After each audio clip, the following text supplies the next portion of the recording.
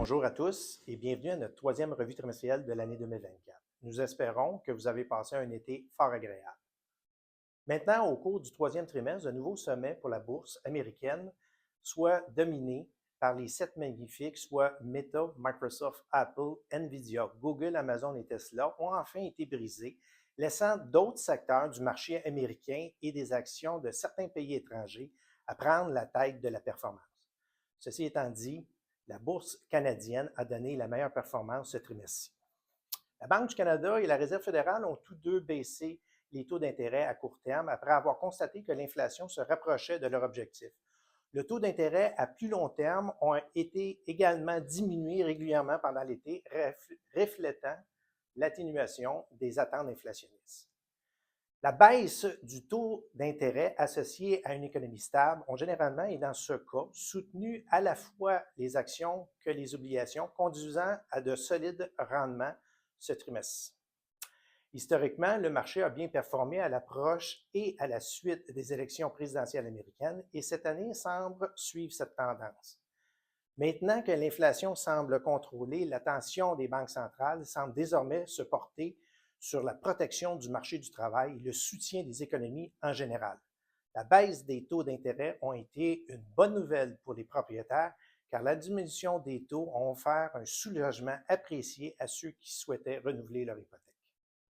Le risque de l'économie et géopolitique persiste. Maintenant, les prix des matières premières industrielles et les métaux précieux à des niveaux élevés et rendant les marchés de l'énergie volatiles, alors que les nouveaux conflits au Moyen-Orient compensent une certaine faiblesse de la tendance pétrolière.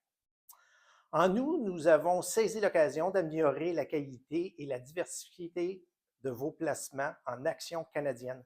Pour ce faire, nous avons retiré certains fonds négociés en bourse de haut dividende, soit le XEI, réduit les placements dans les fonds Mackenzie et augmenté les investissements dans les marchés canadiens globaux, tout en ajoutant des fonds négociés ingénieux de dividendes de Manuvie. Ces transactions vous ont apporté trois principaux avantages: une plus grande diversité, une qualité de placement ainsi que des économies de coûts. L'amélioration principale apportée à vos actions canadiennes a été de réduire les actions offrant des dividendes élevés en faveur de ceux et celles qui en versent un peu moins, mais qui sont susceptibles d'offrir une plus grande sécurité. Ces transactions ont également permis de réduire une surexposition aux entreprises du secteur de l'énergie, ce que nous a semblé une décision prudente. Bien que nous soyons satisfaits des résultats depuis le début de l'année, nous contribuons à trouver un équilibre entre la réalisation d'opportunités d'investissement et la gestion de la fluctuation au sein de vos placements. La prudence est toujours de mise, ce que nous appliquons sur vos portefeuilles. Je vous invite à consulter le fichier PDF ici joint pour plus de détails et les mythes et les réalités aux 8 dernières pages de ce document.